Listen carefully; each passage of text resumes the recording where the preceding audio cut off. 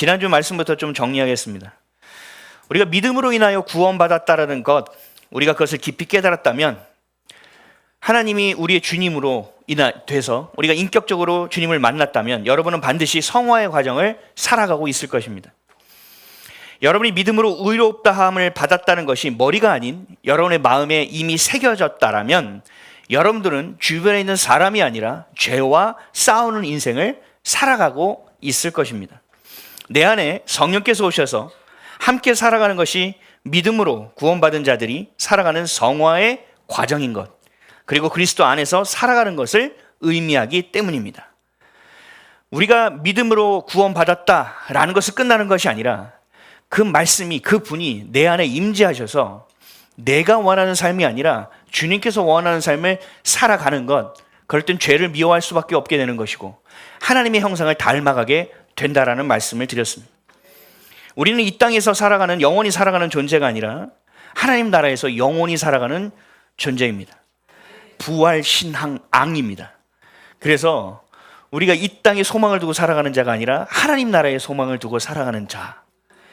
그래서 우리의 생명의 주인은 오직 주님밖에 없으시기 때문에 우린 그 무엇도 두려워하지 않고 오직 하나님만을 경외하는 인생을 살아가게 된다. 이게 바로 그리스도인이 살아가는 모습입니다. 좀 더 이 모습을 쉽게 접근해 보자면 여러분의 삶을 조금만 점검해 보면 됩니다. 죄에 대해서 나는 무딘 삶을 살아가고 있는가? 아니면 죄를 경계하고 죄가 미워서 죄를 밀어내고 죄를 끊어내려고 하고 있는 삶을 살아가고 있는가? 결국 죄로 인하여 하나님 앞에 더 기도하는 모습으로 나아가고 있느냐? 내 자신의 수준을 깨달아, 내가 죄인이라는 것을 명확하게 깨달아서 주님 앞에 나오지 않고는 살 수 없는 인생이라는 것을 여러분들이 마음 깊이 깨닫게 되었느냐? 그래서 예배의 자리로 나오고 기도의 자리로 나오고 말씀을 듣기 위하여, 읽기 위하여, 보기 위하여 애쓰기를 원하고 있느냐? 여러분들의 삶을 그렇게 살펴본다면 여러분들은 더 이상 여러분들 안에 있는 죄를 합리화시킬 수 없게 됩니다. 저와 여러분의 믿음을 쓰러뜨리고 우리에게 주신 예배의 자유, 죄로부터의 자유를 무너뜨리기 위하여 일하는 사탄과 마귀라는 것, 이들을 대적하고 싸워내고 있는가, 타협하고 있는가를 여러분들이 살펴보아야만 한다는 것입니다. 우리는 죄와 싸워서 이길 수 있습니까? 없습니까? 이길 수 있습니다. 넘어지고 또 넘어지고 넘어지는 일이 있긴 하지만 예수님께서 십자가에서 죄와 싸워 이겨주셨기 때문에 우리 또한 죄를 이길 수 있습니다. 우리는 부활을 통하여 영원한 생명을 누릴 수 있습니다. 예수님께서 십자가에서 죽어주시고 다시 부활하신, 죽음의 권세를 깨고 다시 부활하여 주셨기 때문에, 부활의 첫 열매가 되어주셨기 때문에 그 죽음의 권세를 이기셨기 때문입니다. 이것이 바로 믿음으로 인하여 구원받는다는 얘기입니다. 믿음으로 인하여 구원받는 건 나 예수님 믿어요 해서 끝나는 것이 아니라 이 과정이 우리의 삶 가운데 스며 있어야 되고 우리의 삶의 방향과 태도와 시선이 오직 십자가에 있어야만 된다는 것입니다. 이것이 바로 이신칭의예요. 믿음으로 구원받는 인생이라는 것입니다. 내가 원하는 대로 믿는 것이 아니라 내 안에 계신 그리스도의 영, 성령께 맡기고 그 부르심대로 순종할 수 있는 인생이 되는 것. 무엇을 먹든지 무엇을 마시든지 무엇을 하든지 간에 그리스도의 영광을 위하여 할 수 있는 인생, 그것이 되기를 간절히 원하며 살아가는 것, 이게 그리스도인의 모습이라는 겁니다. 아멘이시죠? 이게 지난주에 나눴던 얘기예요. 여러분 한 주간 그렇게 사셨습니까? 그게 죄와 싸우셨습니까? 죄가 지긋지긋해지셨습니까? 그래야 됩니다. 죄가 지긋지긋해져야 돼요. 근데 죄와 대면대면에 이미 나는 어둠 가운데 있는 겁니다. 오늘 보면 12절 13절을 읽겠습니다. 시작.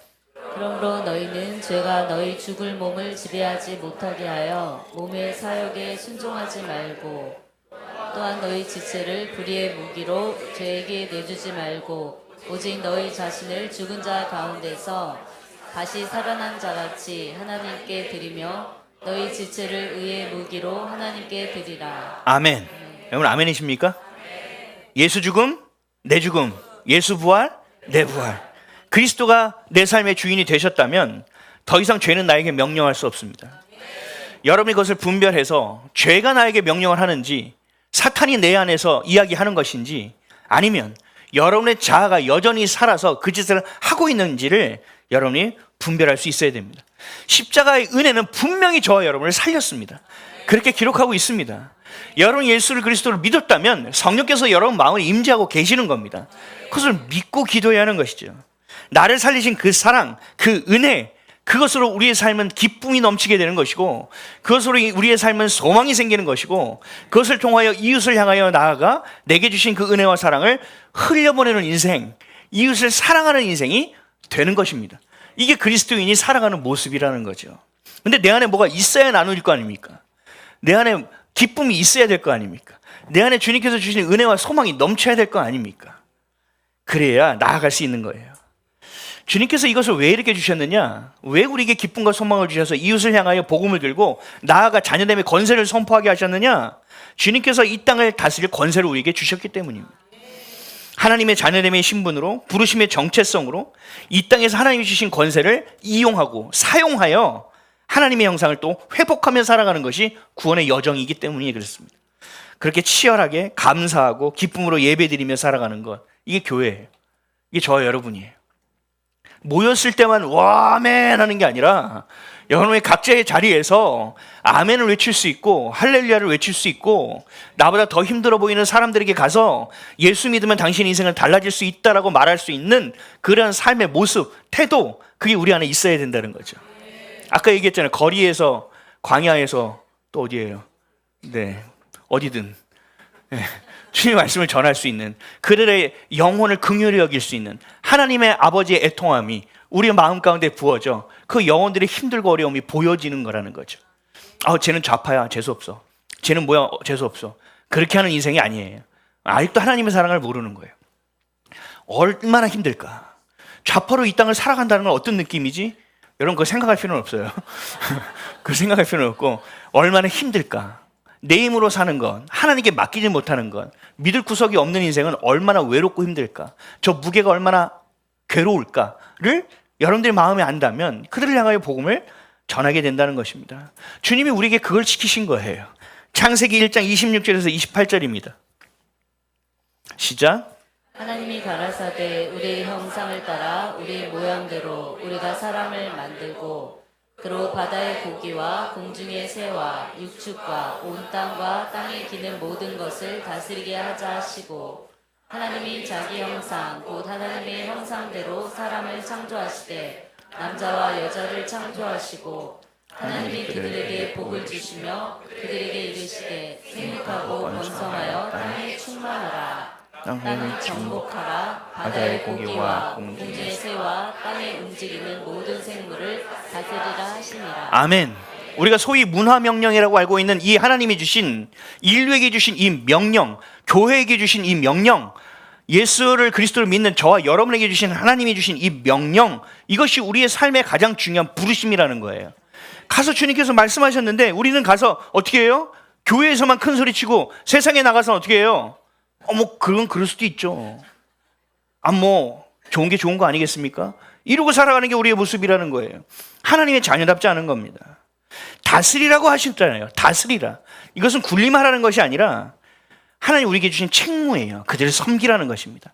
내가 너에게 준 그 기쁨, 복음을 통해 너에게 주신 소망, 그것을 그들에게 전하라는 겁니다. 하나님이 주신 질서 안에 있게 하라는 겁니다. 각자에게 하나님 주신 생명이 생명답게 살 수 있도록 내가 너에게 생명을 불어넣었던 것처럼 너도 그들에게 복음의 생명을 불어넣으라는 겁니다. 이게 다스리라는 거예요. 청직이라는 겁니다. 하나님께서 이 땅을 지으시고 저 여러분에게 위임하신 거예요. 위임. 음식점을 하나 만들었어요. 너무 잘 됐어요. 그래서 저기에서 누가 하나 내달래요. 그래서 하나를 내줬어요. 이게 프랜차이즈라고 하죠. 내줬어요. 근데 이거를 그 사람한테 다 주긴 좀 그래서 아직 체계가 안 잡혔으니 점장을 하나 고용한 거예요. 매니저라고 하죠. 그래서 점장님하고 점장님한테 이 전체적인 가이드를 줬어요. 그러면 그 지점은 누가 운영하는 거예요? 점장이 운영하는 거죠. 근데 거기 재산권은 누구에게 있어요? 사장에게 있죠. 딱 이겁니다. 우리의 생명도 하나님께 있고 우리가 행하는 모든 것들도 하나님의 것입니다. 그것을 인정하는 것이 11조고 그것을 인정하는 것이 예배 아니겠습니까? 근데 그 안에서 하나님께서 우리에게 주신 건 너의 삶 속에서 내가 준 그 일을 하라는 겁니다. 그게 뭐예요? 다스리라는 거예요. 말씀을 선포하라는 거예요. 그곳에서 아무리 어두운 곳이라도 작은 불빛이라도 내가 너에게 준 빛을 밝히라는 거예요. 이게 우리에게 주신 사명이라는 거죠. 청지기예요. 명령이에요. 가인처럼 주신 것을 누리며 자기가 원하는 예배를 드리는 것이 아니라 자기의 것을 내려놓고 내 안의 주인이 오직 주님이라는, 하나님이라는, 예수 그리스도라는 것을 여러분들의 마음에 새기고 주님의 뜻이 무엇인지를 묻는 거예요. 내가 원하는 것을 향하여 나가는 것이 아니라 하나님께서 기쁘시게 하는 일이 무엇인지를 주님께 묻는 거예요.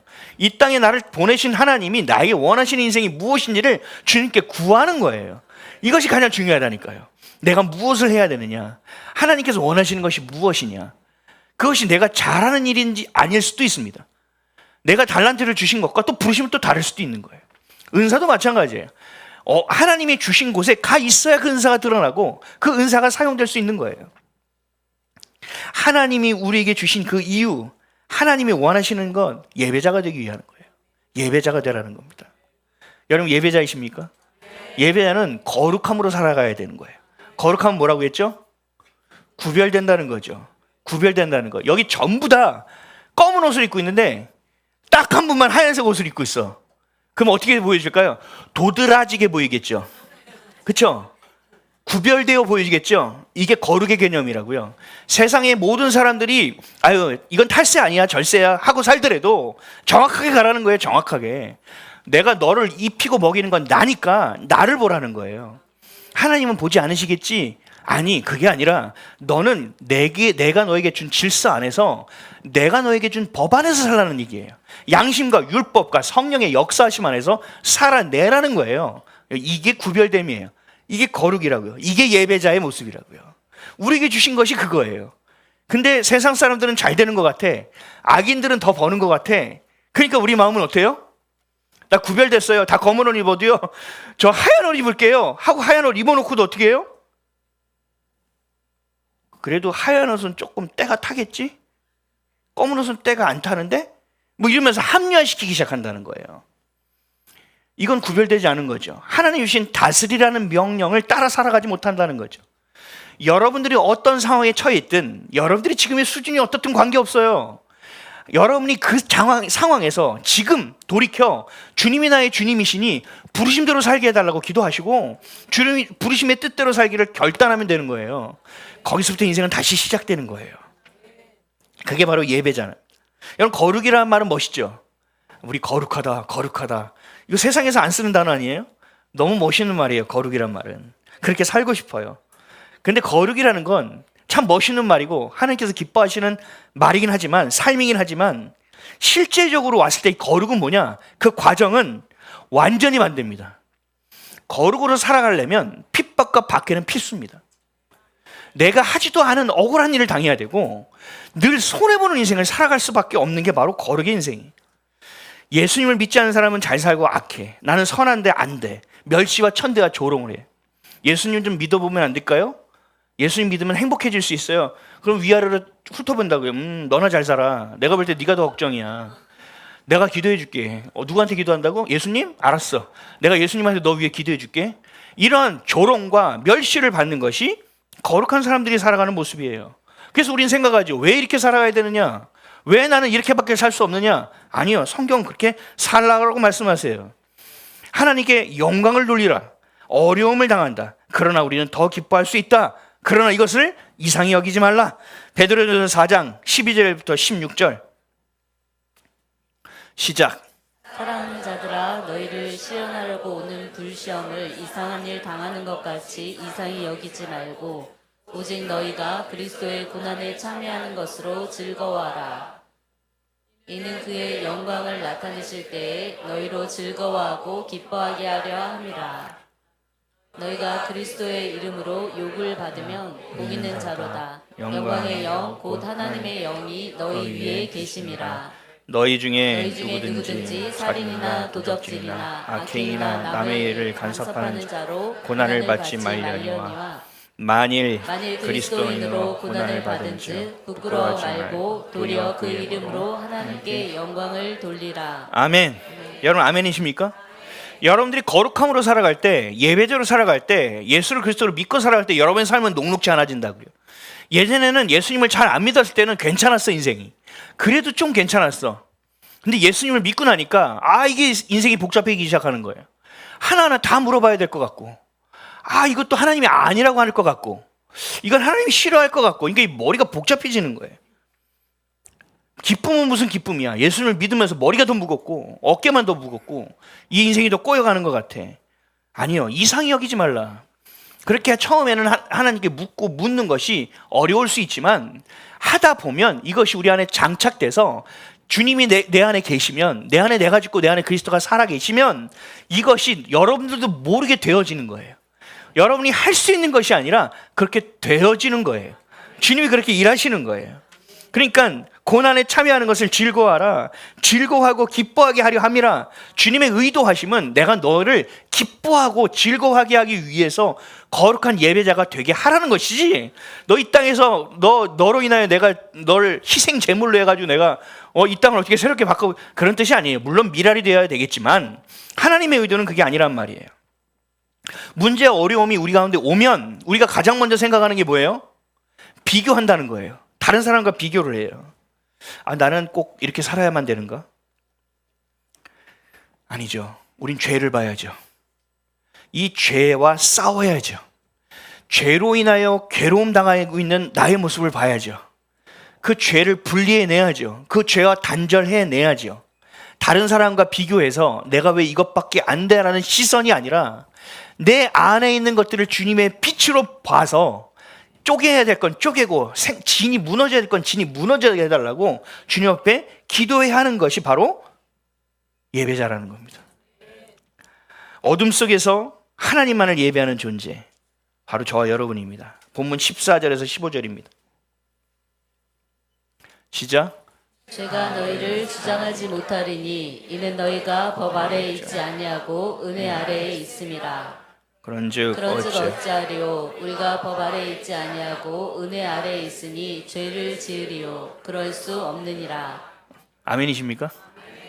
거룩함의 삶, 구별되는 삶, 이것은 하나님을 기쁘게 해드릴 수 있고 우리가 하나님의 형상으로 회복되는 위대한 과정입니다. 그러나 저와 여러분의 마음에도 상처라는 것이 생기게 됩니다. 때때로 악인과 비교하며 하나님을 원망할 때도 생깁니다. 이 상처가요, 제가 지금까지 이렇게 목회하다 보니까 다른 어떤 우상보다 제일 심각한 우상이 상처입니다. 이 상처로 인하여 하나님께 다가가지 못합니다. 이 상처로 인하여 다른 영혼에게 다가가는 것을 두려워할 때도 있습니다. 누군가를 위해서 기도하는 자리, 예배하는 자리가 때로는 버거워서 눌릴 때도 있습니다. 예수님이 저와 여러분을 구원하기 위해서 십자가에 죽으신 것은 위대한 구원입니다. 우리에게 가장 큰 축복입니다. 그런데 예수님에게도 상처가 남는 일이었습니다. 가시면류관으로 인하여 머리에 커다란 상처가 나야만 했습니다. 채찍에 맞아서 살점이 떨어져 나가야만 했습니다. 그 고통을 견뎌내셨습니다. 그리고 손과 발에 못이 박혀야만 했고 고통스럽게 마지막 호흡까지 우리에게 내주셨습니다. 이 위대한 구원은 이 위대한 상처, 이 위대한 흔적까지 같이 보아야 하는 것입니다. 저와 여러분의 삶도 마찬가지입니다. 고난 없는 영광은 없다라고 말하면서도 힘들고 어려운 희생과 헌신을 하지 않으려고 합니다. 구별됨으로 살아가지 않으려고 합니다. 복음은 귀해. 예수님이 나를 위해서 죽으셨어. 그래서 예수님이 나를 위해서 죽으신 것만 기도해도 눈물이 나 그렁그렁해요. 그런데 내 삶 속에서 예수님이 있었던 그 위대한 구원을 향하여 있었던 그 위대한 흔적, 그 상처를 향하여 나 또한 그런 흔적과 상처가 나려고 하는 것을 피하며 살아간다는 것입니다. 흔적을 봐야 돼요. 이사야 53장 4절에서 6절. 이사야 53장 4절에서 6절 시작. 그는 실로 우리의 질고를 지고 우리의 슬픔을 당하였거늘 우리는 생각하기를 그는 징벌을 받아서 하나님에게 맞으며 고난을 당한다 하였노라. 그가 그가 찔림은 찔림은 우리의 허물을 인하며 그가 상함은 우리의 죄악을 인함이라. 그가 징계를 받음으로 우리가 평화를 누리고 그가 채찍에 맞음으로 우리가 나음을 입었도다. 우리는 다 양 같아서 그릇행하여 각기 제 길로 갔거늘 여호와께서는 우리 무리의 죄악을 그에게 담당시키셨도다. 아멘. 우리 질고를 들고 우리의 대신 슬픔을 당하신 거예요. 멸시와 천대와 조롱 다 우리를 대신해서 먼저 받으신 거예요. 죽음도 마찬가지잖아요. 아까 예수 죽음 내 죽음이라며요. 예수 부활 내 부활이라고 여러분 고백했잖아요. 똑같다고요. 내가 죽어야 될 십자가에 예수님께서 먼저 죽어주셨다고요. 끝나나요? 아니요. 너희 십자가를 지고 나를 따르라고 하셨잖아요. 여러분 십자가를 지고 따라가야 될 거 아니에요. 그 좁은 길, 힘든 길, 그러나 옳은 길을 향하여 따라 걸어야 될 거 아닙니까? 근데 그 십자가를 다 마다하는 거예요. 그런 상처는 받고 싶지 않아 하는 거예요. 전도 나가서 해보셨어요? 예수님 믿으세요. 당신은 죄인입니다 했다가 진짜 싸움 날 뻔했어요. 싸움 날 뻔했어. 가서 전도하면 쿠사리가 한국말로 뭐예요? 쿠사리. 아, 핀자. 멸시를 받잖아요. 여러분 정신 차리시고 자꾸 도와주셔야 돼요. 그렇죠? 그런 일이 당하잖아요. 그런 일이 몇 번 당하면 나가서 전도하는 게 어때요? 쉽지 않아요. 어려워요. 매우 어려워요. 우리 안에 그 상처가 생긴다는 거죠. 상처. 예수님이 가신 길, 그 옳은 길을 향할 때는요, 여러분 상처가 남을 수밖에 없어요. 상처가 없이는 불가능해요. 희생과 헌신 없이 교회는 세워질 수 없어요. 이번에 저희 여행 갔다가 휴가 때 오는데 저희 딸이 그러더라고요. 아빠, 다 자는데 아빠 혼자 운전하면 억울하지 않아? 아빠 혼자 이렇게 있으면 힘들지 않아? 힘들지. 근데 억울하지는 않아. 왜? 아빠가 운전하는데 가족들은 다 잘 수 있으니까. 여러분 이게 바로 가장 기본적인 헌신과 희생 아니겠습니까? 가정에서도 마찬가지지만 어디서도 그래요? 교회에서도 동일한 거예요. 어제도 오셔서 땀 뻘뻘 흘리면서 청소하시고 오늘 아침 7시쯤 오셨나? 오셔서 여러분 오늘 점심 짬뽕밥이에요. 짬뽕밥을 위해서 7시부터 오셔서 또 하는 거예요. 그런 희생과 헌신 없이는 이루어지는 게 없어요. 아침에 일어나 엄마 배고파 밥 있어? 하지만 그 밥 누가 안 쳐요? 그 찌개 누가 만들어요? 다 누군가의 희생과 헌신이 필요하다는 것이죠. 예수님과 같은 상처가 남아요. 그 헌신을 계속할 땐 좋죠. 어느 정도는. 근데 이게 지속되잖아요. 그럼 우리 마음에 인간적인 마음이 뭐가 생기느냐? 왜 나만 하고 있지? 왜 꼭 나만 해야 되지? 라는 생각을 하게 돼요. 예전에 제가 섬겼던 교회, 신촌에 있었던 교회에는 어떤 자매님이 계셨는데 집을 안 가요. 집을 안 가요. 그래서 집 좀 가라 그랬어요. 제가 그랬더니 교회에서 기도해야 된다는 거예요. 그래서 기도는 하세요. 근데 집은 언제 가세요? 때가 되면 갑니다. 그러더라고요. 그래서 아예 교회에서 그 잠옷실 있는 쪽을 이불도 놓고 다 해줬어. 그렇게 기도를. 그분이 이제 강화도에 살고 있나 그랬어요. 그래서 나중에는 제가 진지하게 얘기했어요. 제가 거기 담당 전도사여가지고 이래서는 안 됩니다. 집이 제일 중요합니다. 그랬더니 한 번에 가는 버스가 없어서 자기 기도하고 있대. 그래서 참 기도할 것도 많다. 그냥 갈아타고 집에 가라. 속으로 이런 생각을 했다가 아휴 참 그래요. 기도해달래. 그래서 기도해줬죠. 하나님 믿은 대로 되게 하옵소서. 근데 갈아타면 될 것인데 그래도 주님께서 이 기도 그래도 네, 너 주님 아멘 막 이러면서 기도해줬어요. 근데 진짜 놀라운 일이 생겼어요. 그분이 저한테 막 뛰어와서 전사님 그래가지고 또 왜 저러나 그랬더니 버스가 생겼대요. 직행 버스가 생겼어요. 근데요 하나님 참 기가 막히시죠. 그 차 번호가요 1004번이에요. 1004번. 하나님이 응답했다는 걸 정확하게 얘기해 주시는 거예요. 제가 그때 그 사람은 기뻐하네 제 얼굴은 어두워지기 시작했습니다. 이런 것도 기도하는 거였구나. 나는 참 한심스럽게 봤는데 하나님의 시선은 달랐네. 제 신앙이 다시 돌아보게 된 계기가 된 거예요. 그분이 얼마나 교회를 위하여 오랫동안 기도했는지. 그분에게 저만 얘기했던 게 아니었어요. 많은 사람들이 그랬어요. 나이가 찼는데 시집을 가야지. 교회에서 뭐하고 앉아있냐. 집에 가라. 엄청 많은 얘기해 줬어요. 그러니까 이분도 하나님의 마음을 주셨으니 기도하고 있었을 것인데 그 마음을 아는 사람이 없으니 계속 타박만 당했던 거죠. 그러니까 이 천사번이 생기니 얼마나 기뻤을까. 그 기도를 또 얼마나 열심히 하는지 새치가 계속 생겨. 젊은 사람이. 마음이 아팠어요. 지금 제가 단언컨대 예수의 흔적이 그분에게 있었던 겁니다.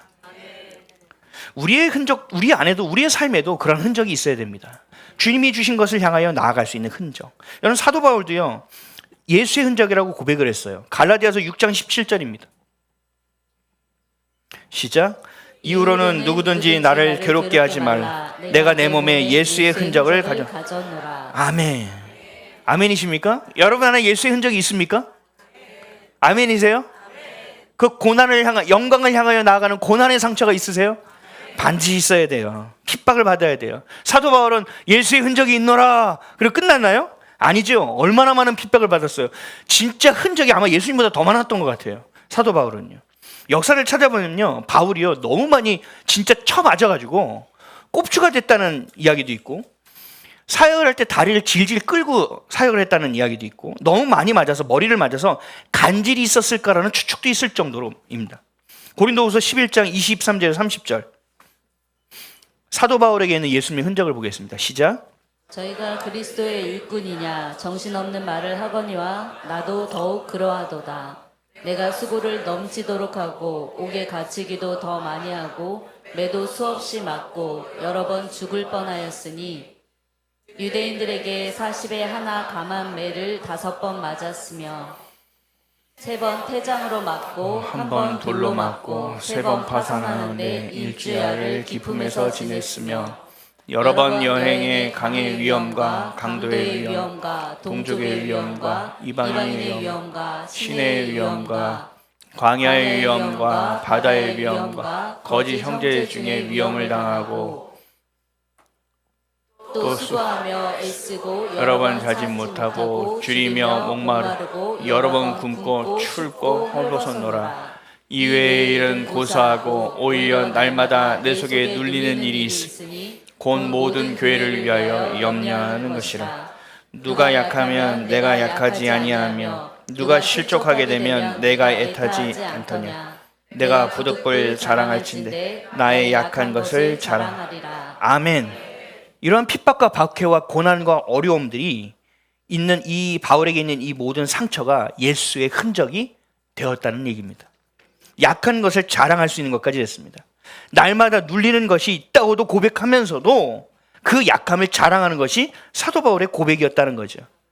약함이 상처가 아닌 나를 구원하신 모든 것을 다해 사랑해 주신 예수님의 흔적이라는 것을 사도 바울은 알았기 때문입니다. 내가 나댈 수 있는 것은 위대한 흔적이 있기 때문입니다. 예수의 흔적이 남아있기 때문입니다. 가끔 누가 이렇게 물어봐요. 목사님 과거에 어느 때로 돌아간다면, 한 번 돌아갈 수 있다면 어떤 삶을 바꾸고 싶으세요? 라고 얘기해요. 여러분도 한번 생각해 보세요.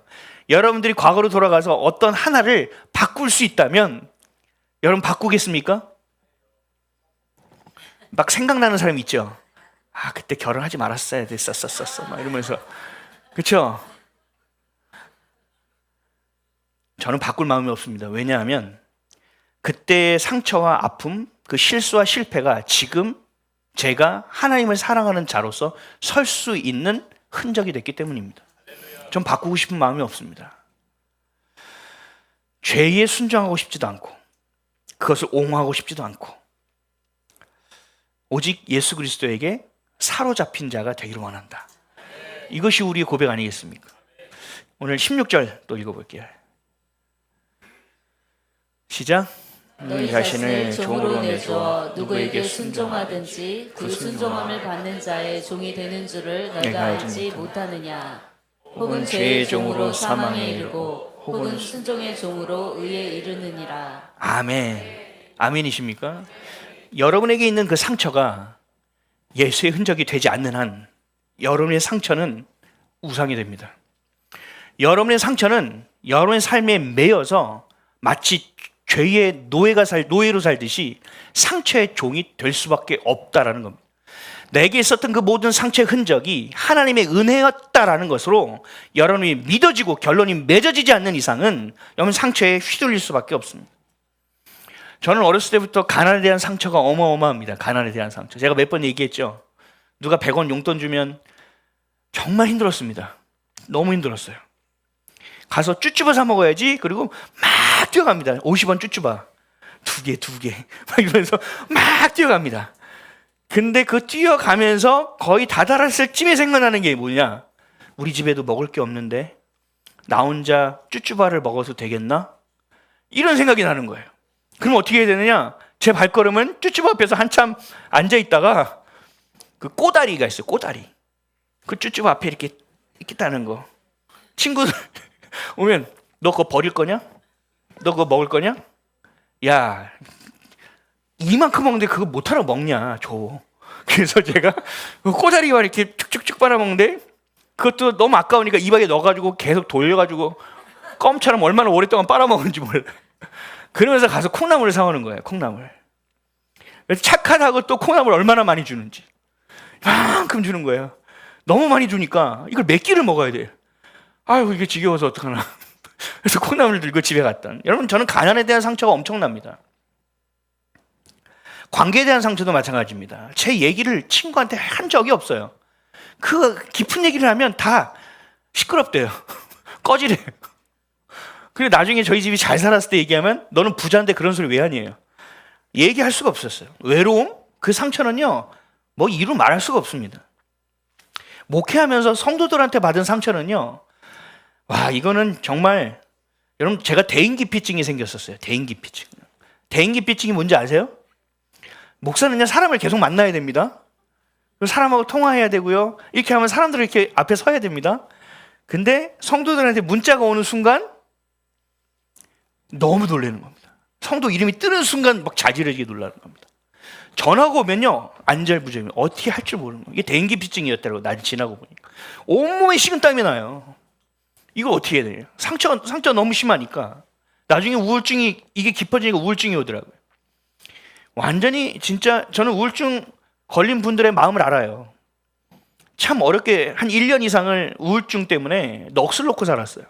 이게 되다 보니까 공황이 오더라고요. 공황. 여러분, 뭐 저만 그렇겠습니까? 여러분 안에는 그런 상처 없습니까? 다 있는 거예요.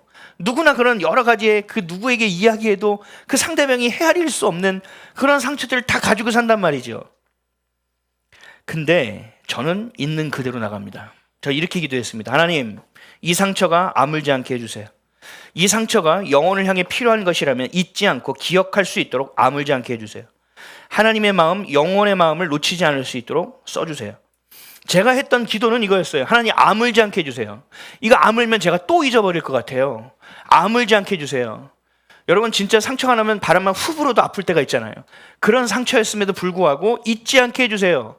영혼을 향한 마음을 놓치지 않게 해주세요. 하나님, 그때 제가 잘 실수했습니까? 이것을 끝까지 기억해서 실수하지 않게 도와주세요. 그 사람의 마음을 아프게 했습니까? 하나님, 도와주세요. 그 기도를 계속했습니다. 아직도 남아서 저를 힘들게 하는 상처가 있습니다. 그럼에도 불구하고 저는 상처를 내버려 두지 않습니다. 상처의 종이 되지 않습니다. 상처에 끌려가지 않습니다. 그 모든 것을 하나님께 내어드렸습니다. 하나님, 상처를 통하여 하나님께서 하실 일이 있다면 해주십시오. 하나님, 이 상처를 통하여 다른 영혼을 제가 이해할 수 있고 공감할 수 있는 폭이 넓어질 수 있다면 감사하게 받겠습니다. 하나님, 영혼을 위하여 써주십시오라는 기도를 하는 거죠. 상처가 우상이 되지 않고 상처에 매이지 않고 그 상처가 마치 클라이밍하는 그 하나하나 잡고 올라가는 그 지지대처럼 영혼을 향해서 나아가고 하나님을 향하여 나아가는 저에게는 예수의 흔적이 되었다는 것이죠. 여러분에게도 동일합니다. 여러분 안에 상처가 있을 거예요. 그 누구에게 얘기한다 한들 여러분의 마음을 아는 사람은 대한민국, 아니 전 세계에 단 한 명도 없어요. 오직 주님만이 여러분의 마음을 알아요. 그러니 주님 앞에 가서 내 상처를 얘기하는 거예요. 더 이상 내가 상처에 휘둘리지 않도록, 이 상처로 유린당하지 않도록, 이 상처 때문에 내가 대인기피증을 덜덜덜 떨면서 땀 흘리는 인생이 되지 않도록, 내가 한 걸음을 더 걸어낼 수 있도록, 자빠져도 예수님이 손잡고 다시 일어날 수 있도록 주님, 저에게 힘을 주십시오. 상처를 주신 분도 하나님이시오, 이 상처를 사용하실 분도 하나님이시오니, 또 치유하실 것도 하나님이시오니 난 주님께 맡깁니다. 주님, 갑니다. 또 치유가 되지 않았다면 안 하게 된, 치유를 시키지 않은 이유가 있을 거 아닙니까? 전 신뢰하고 가겠습니다. 주님, 도와주십시오라고 간다는 거죠. 지금도 가끔 그래요. 상담 오시면 제가 다 그런 건 아닌데 이 떨릴 때가 있어요. 이게 바르르 떨려요. 아니 도망가고 싶을 때가 있어요. 가만히 있어봐. 오늘이었나? 내일이었나? 가만히 있어봐. 하다가 다시 돌이킵니다. 아니지, 내가 왜 상처의 눈초를 보고 있지? 아니야. 하나님, 만날 만한 자 있으면 만나게 하시고, 볼 것만 보게 하시고, 들을 것만 듣게 하시고, 품을 것만 품게 해주십시오. 주님 갑니다. 준비되셨어요? 저 가요, 주님. 진짜 가요? 주님 주신 데 거의 다 온 것 같아요. 주님? 이러면서 기도한다는 거죠. 왜요? 상처에 매이지 않아요. 여러분 상처에 묶이지 마세요. 여러분 죄에 묶이지 말아야 돼요. 죄의 종이 되어서는 안 돼요. 우리의 주인은 누구예요? 오직 예수 그리스도밖에 없는 겁니다. 아멘이십니까? 힘들고 어려울 때 주님의 이름을 부르세요. 억울한 거, 그 억울한 일 가운데서 하나님 주실 일이 있다면 여러분 받으세요. 그 안에서 나를 하나님께서 연단시키는 과정이에요? 그러면 할렐루야 하고 기다리세요. 왜 이걸 안 한다면 하나님 주신 은혜를 받을 수가 없어요. 그 그릇을 하나님께서 부을 수가 없어요.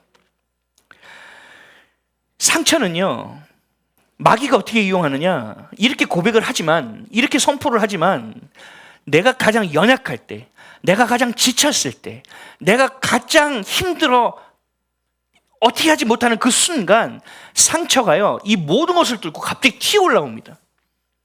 상처가 내가 늘 잠잠하라 해서 잠잠해서 끝나는 것이 아니라 내가 연약하는 그 순간을 놓치지 않고 튀어나온다고요. 마치 마그마가 뿜어나오듯이 상처가 내 안에서 뿜어나온단 말이에요. 가장 연약한 순간. 그럴 때 어떻게 해야 돼요? 네? 기도해야죠. 무릎 꿇어야 되는 거예요. 여러분 명령하셔야 돼요. 죄가 나를 주장하지 못한다. 상처가 나를 주장할 수 없다. 예수의 흔적이다. 내 안의 흔적이다. 그러면 주님을 향하여 오늘도 그 흔적을 통하여 걸어내게 도와주십시오 라고 우리는 기도해야 돼요. 상처를 밟고 올라서야 된다는 얘기죠. 아멘이십니까? 그거는 그 누구도 도울 수 없어요. 오직 주님밖에 여러분 도울 수가 없단 말이죠. 상처가 중요한 게 아니에요. 우리에게 진짜 중요한 건, 두려운 건 뭐냐? 상처가 아니라 하나님을 잊는 거예요. 하나님이 나의 하나님이라는 걸 잃어버리는 거예요. 이게 제일 무서운 거예요. 제가 왜 상처를 아물지 않게 해달라는지 아세요? 그 영혼을 이해하고 싶은 것도 있죠. 그 영혼을 하나님께서 나를 사용하시는 것에 쓰임받는 것도 있죠. 더 중요한 게 있어요. 제 안에 기본적인 건 하나님을 잊지 않기 위해서예요. 사람이요, 등이 따스하고요, 배가 부르면요, 하나님을 잊어버려요. 놓쳐버린다니까요. 근데 이 상처가 내 안에 있다가 그 아니라는 순간 튀어나온단 말이죠. 그럴 때 저는 어떻게 하느냐? 맞아, 하나님, 제가 기도를 놓치고 살았습니까? 하나님, 다시 방언기도. 주님, 그리고 또 찬양. 왕이신 나의 하나님, 그리고 주님께 주권을 올려드리는 찬양. 그 순간순간이 여러분, 이것이 하나님을 향한 예배고, 이것이 하나님을 향한 경배고, 이것이 영적전에서 승리하는 길이에요. 왕도가 없어요. 이 자잘한 것 안에서 여러분들이 딛고 일어서지 않는 이상은 안 돼요. 이 흔적이, 여러분의 있는 상처가 예수의 흔적이 될 수 있게 하지 않는 이상은 여러분 하나님을 잊어버린다니까요. 하나님이 우리에게 삶을 순탄하지 않게 하는 이유는 내가 너의 하나님이라는 걸 잊지 않게 하시는 겁니다. 유대인의 모든 절기가 뭐예요? 하나님이 행했던 일을 잊지 않기 위함이에요. 우리에게도 마찬가지예요. 여러분 상처가 여러분 연약한 순간 올라온다니까요. 그럴 때마다 뭘 잊지 말아야 되느냐? 그때 내가 그러지 말았었어야 돼. 아니, 오늘도 나의 하나님이 나의 하나님이야 라는 것을 잊지 말라는 얘기예요. 그래야 그것이 여러분에게 영광의 상처가 될 수 있고 예수의 흔적이 될 수 있다는 것입니다. 이스라엘 한번 보세요. 이스라엘이 맨날 멸망할 때마다, 당할 때마다, 이방 민족에게 자빠질 때마다 뭐 했어요? 얘네들은 하나님이 잊었던 순간이었어요. 하나님이 잊은 순간에 하나님은 이방 민족을 통하여 힘들고 어렵게 만드셨다는 거죠.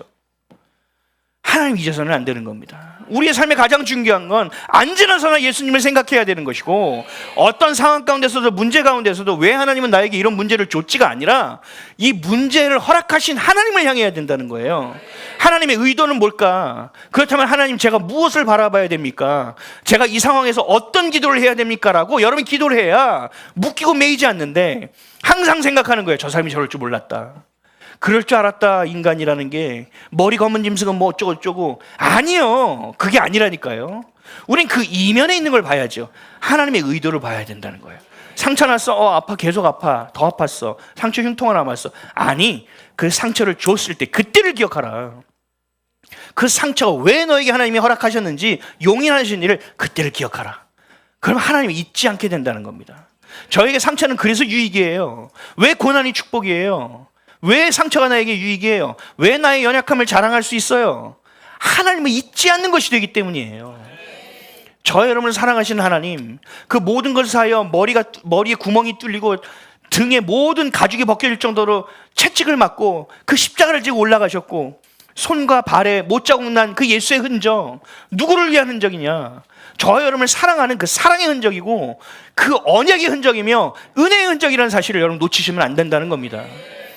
반드시 여러분의 상처가 예수님의 상처와 흔적으로 연결되어서 여러분 상처에 노란하지 않으시기를 주님의 이름으로 축복합니다. 예수님의 마지막 만찬 때도 동일한 얘기를 하셨어요. 고린도전서 11장 23절에서 26절입니다. 시작. 내가 너희에게 전한 것은 주께 받은 것이니 곧 주 예수께서 잡히시던 밤에 떡을 가지사 축사하시고 떼어 가라사대 이것은 너희를 위하는 내 몸이니 이것을 행하여 나를 기념하라 하시고 식후에 또한 이와 같이 잔을 가지시고 가라사대 이 잔은 내 피로 세운 새 언약이니 이것을 행하여 마실 때마다 나를 기념하라 하셨으니 너희가 이 떡을 먹으며 이 잔을 마실 때마다 주의 죽으심을 오실 때까지 전하는 것이니라. 아멘. 여러분 성찬을 기념하라고 했죠. 기념하라는 뜻은요, 기억하라는 것입니다. 기억하라는 건 성찬의 형식을 기억하라는 것이 아닙니다. 뭘 기억하라고요? 마실 때마다, 먹으며 마실 때마다 주의 죽으심을 오실 때까지 전하는 것이라.